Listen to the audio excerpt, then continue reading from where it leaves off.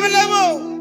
రేయ్, వీడు పాపిష్టుడురా, అందుకొరకు పిల్లలు పాడు చేసుకున్నాడు, భార్యను దూరం చేసుకున్నాడు, ఆస్తిని పాడు చేసుకున్నాడు, వీడు లేవలేడు అని ఒకవేళ లోకము యోబు వల్ల నిందిస్తుందేమో, యోబు వల్ల నిన్ను బాధ పెడుతుందేమో, యోబు వల్ల నిన్ను గాయపరుస్తుందేమో. ఈరోజు నా దేవుడు సెలవిస్తున్న మాట ఏంటో తెలుసా? ఒకవేళ లోకం నిన్ను గాయపరచవచ్చు, నా దేవుడు తిరిగి నిన్ను గాయాలు కడతాడు. లోకం నిన్ను బాధ పెట్టవచ్చు, ఆ బాధల నుండి నా దేవుడిని తప్పించగలుగుతాడు.